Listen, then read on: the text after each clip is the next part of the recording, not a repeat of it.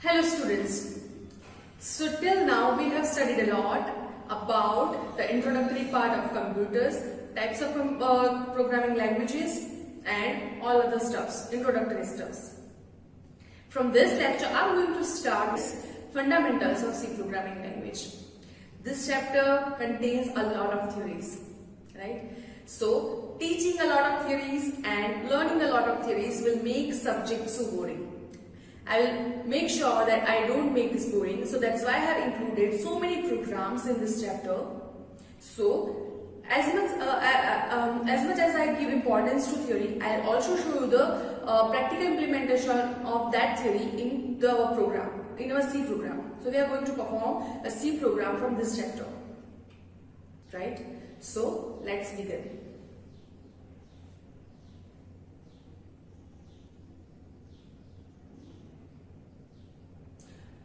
So first of all, we are going to study or we are going to know about the features of C programming language. Whatever we are going to study, we have to know the unique features, right?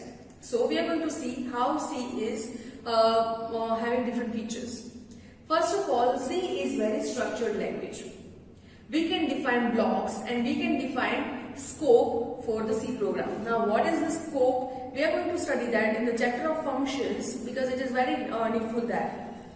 Right now you just understand that C is very structured language. Then in first chapter we have studied that C is a higher level language which is similar to English language. But in this chapter itself we are going to study about some operation which can be performed in C programming language which deals with 0 and 1 bits. Say machine level language.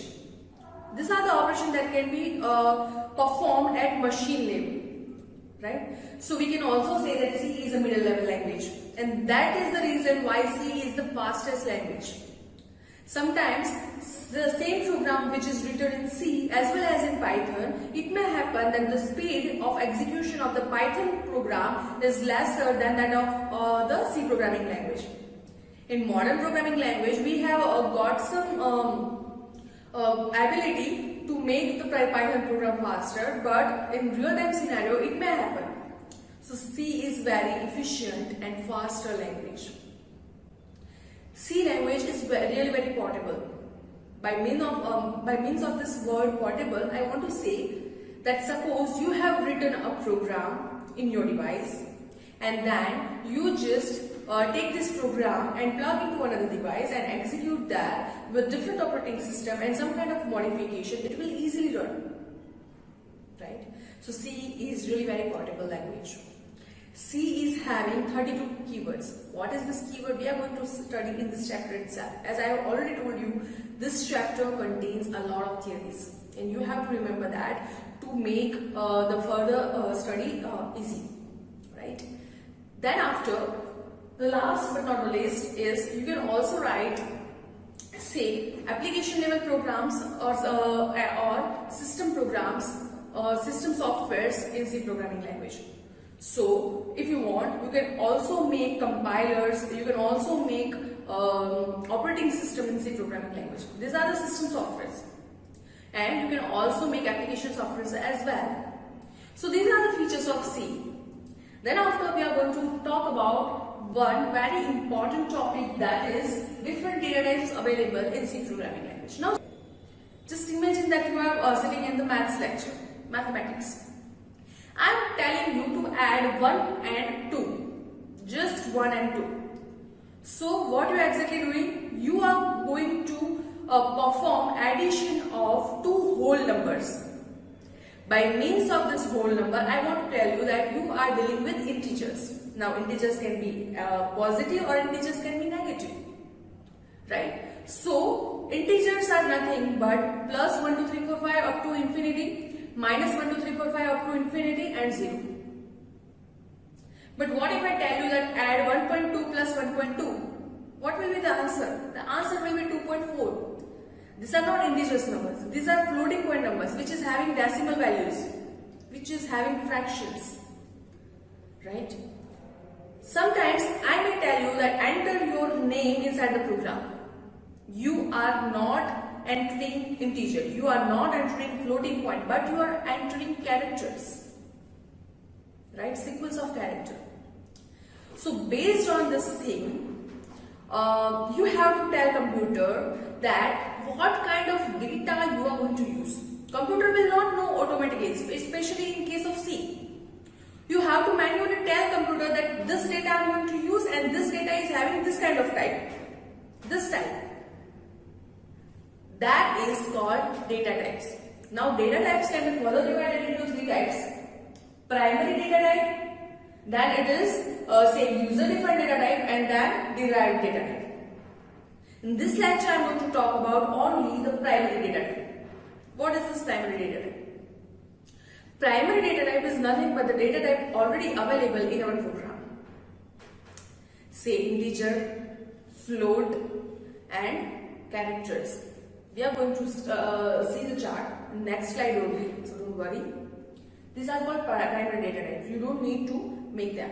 If I just give you introduction about user defined data type, then in user defined data type, user is going to make a data type. Here I have used unit word to define my data type, but even if I want my data type to be named as Komal, K-O-M-A-L, then I can make that too. User defined data type, user can give any name. And then derived data type, which is nothing but created based on primary data type. We are going to study different chapters on structures, pointers, functions, and all that. So we are going to study in detail this kind of data types, right? Now, what are this primary data type? Primary data type. First, I have told you that first is integer, second is float, third is character. Sorry, here first is character, but you just adjust with the sequence. And last but not the least is void. Void means nothing. I'll show you through the program that how void data type can be used. Right now you just understand that the primary data type can be further divided into four parts: character, integer, float, and void. These are also further divided using some qualifiers, that is long, short, signed, unsigned. These are qualifiers. What is the need of these qualifiers? See, if I am telling you that the number is unsigned, unsigned means I am not having any kind of sign. So if I am writing 1, that means I cannot write plus 1 or minus 1. I have to simply write 1. Now come to the C programming language. Just leave the math lecture. Come to the C programming lecture. Now, if I am telling you the number is just 1, no plus, no minus, what do you understand? By default, 1 is considered as positive numbers. So, unsigned integer can range from 0 to positive infinity, like say infinity. But if I tell you signed integer, right? If I tell you signed integer, that means number can have sign, plus or minus. So the range will be minus infinity to plus infinity including 0. Same way, short and long is also used to increase the size. So here I cannot just draw everything and tell you that how short and long and and signed and unsigned used to change the size of this integer, float or character data type. But in live lectures I'm going to talk about this. So while making notes for live lectures, please make sure that you pay more attention to this concept, that how qualifiers can be used to change the range of this data types, primary data types. Now let us begin with the first C program. Let's just begin that and just see that how the C program can work, how we can write our first C program. The user-defined data type and derived data type we are going to study in next lectures, because I just want to show you how C program run first. So let's begin that. So here you can see the computer screen, right? Okay. Now to write any C program, you need integrated development environment, in short IDE, where you can write a program, compile a program and run the program and get some output. Which IDEs can be used? Your choice. You can use any IDE that is that you are comfortable with. You can use Code Blocks, you can use VS Code, you can use Dev C++, or even if you want, you can use Turbo C also. But nowadays Turbo C is not being used by so many users. But yeah, you can use that too. Right?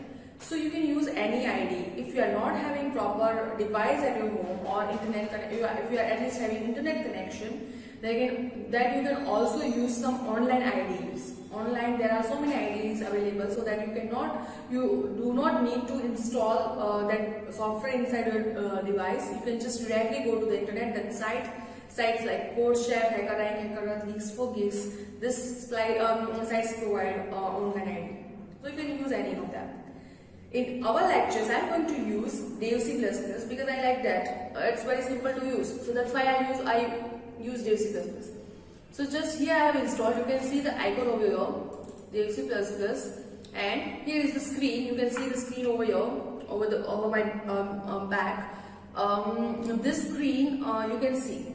Now, if you want to run a new program, you can directly go to the file and new, and inside new you can go to the project or simply press Ctrl+N. New file will be open. Now first, as it is our first program, I'm just going to write some lines and then I'll tell you how these lines are important. First, I'm writing something like my first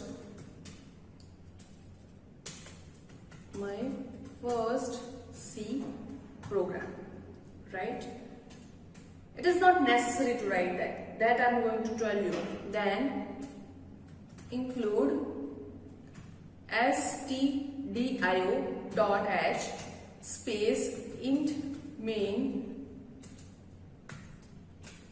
then return 0. This is the structure of C. You have to remember everything and you have to write these things in this manner only. Here in C programming language, semicolon is must. If you forget the semicolon, then you will encounter an error. So make sure that you put semicolon at proper place. Now our first program, in our first program, I just want you to print your name, or say I just want you to print hello world, good morning. I just want you to print this on the screen, not by just typing good morning or hello world, but by just writing a program which will print this on behalf of you, right? So here I'm writing print F, not just print but print F. In the brackets inside the inverted comma, I'm going to write hello world, good morning.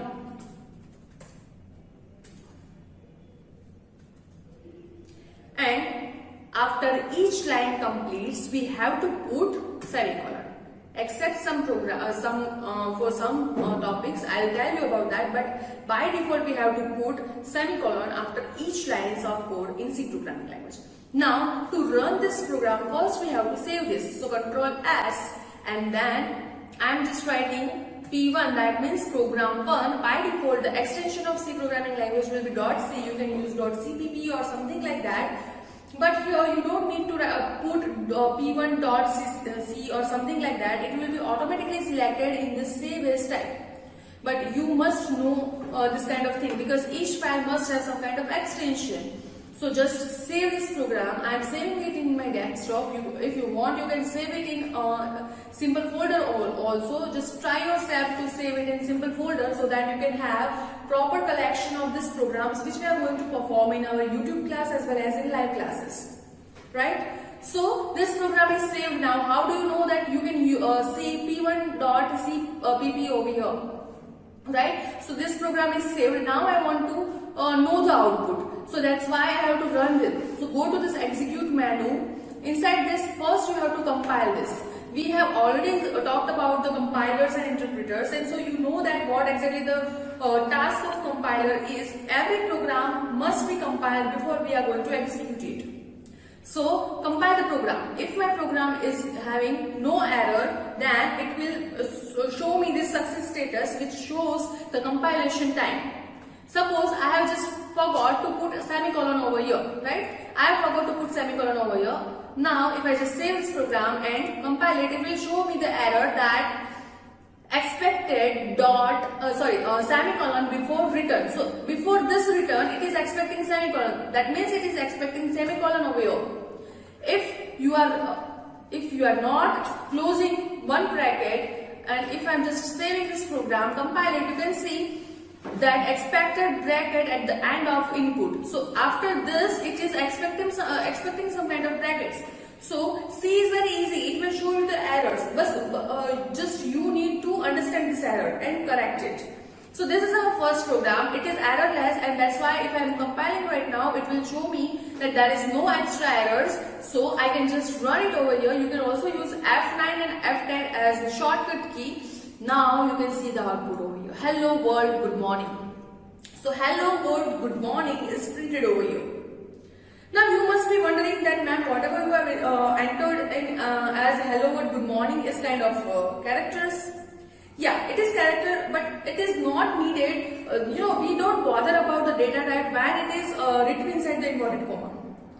We bother about the data type when it is like say.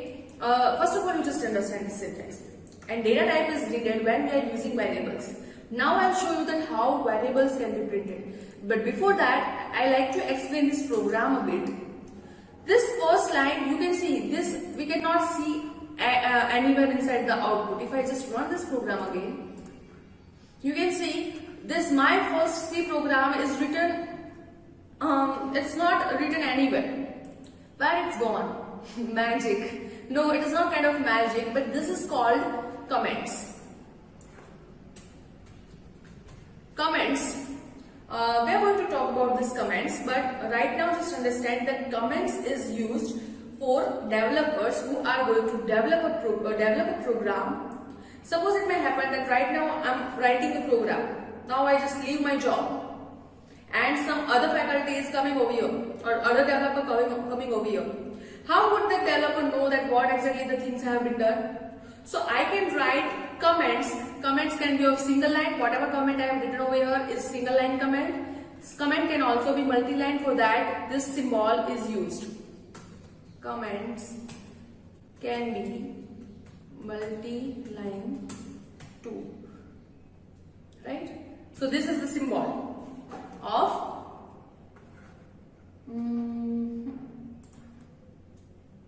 okay.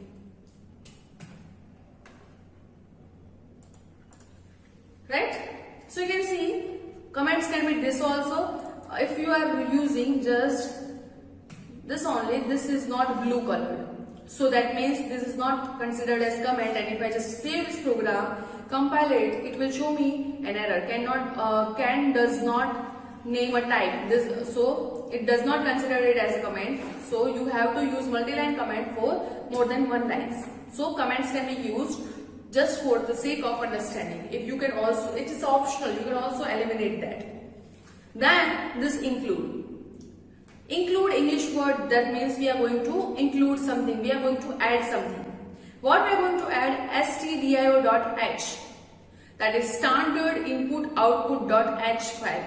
This is the file externally placed, and we are going to include it in our program for some purpose. Each file must have some kind of extension, and you know that, right? Each file must have some kind of extension.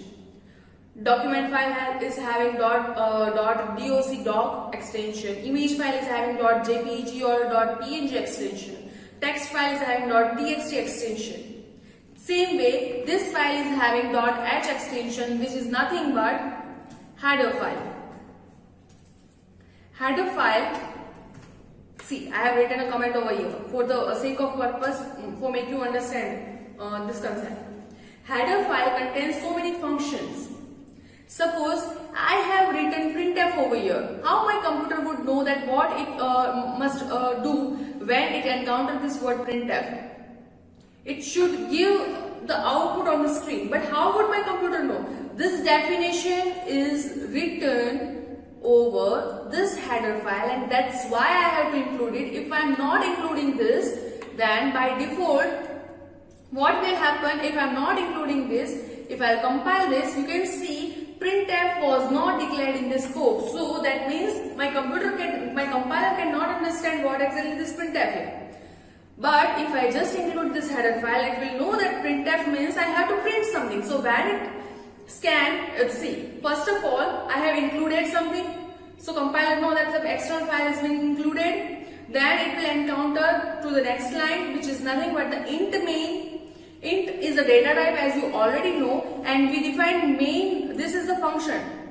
This is the unique function of C program. You cannot use main brackets any other second time in your program. You can just use it only first time. Also, one mistake student used to do is they used to put semicolon over here. Semicolon means my program or my line is just completed its execution over this line. So you do not need to put semicolon. You must not put semicolon over here. So int main, and as you have written int over here, you have to write written over here, and that concept we are going to cover in our functions chapter. So till then you just have to mark up that int main. If you are writing int main, you have to write written over here. You can also write void main over here, but if I am writing void main in my Dev C++, it will not consider, it will be considered as an error in Dev C++. If you are using Turbo C or any other IDEs, you can also use void main. But if I am using it right now, it will throw me an error, so I am not using it throughout the lectures, and I am going to use int main only. So the purpose of main function is to tell compiler that my program starts from here, right? And this line will not be printed because it is comment. It is just for the sake of understanding purpose. Then printf. When the control comes over here, the compiler does not know what is printf is. So it will go through the external file which is included over here, and we'll see if it can find printf over there. If yes, then it will see the definition and work accordingly. In the definition, it will see when it will encounter printf, it have to print something on the screen. So it will print whatever is inside this bracket. And this is the syntax. You have to mug up the syntax. You have to be habituated with the syntax. You cannot write any program without this syntax. Now, what will be the change if I tell you that instead of hello but good morning, you have to print your name on the screen? You just need to change here. Suppose I want to print Komal. You just need to change this, save this, compile this again. You have to compile the change and run it. You can see the Komal over here, right?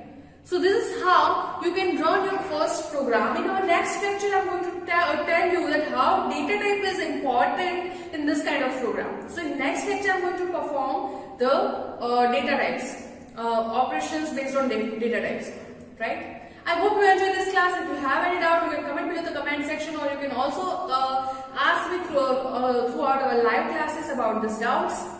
Thank you so much.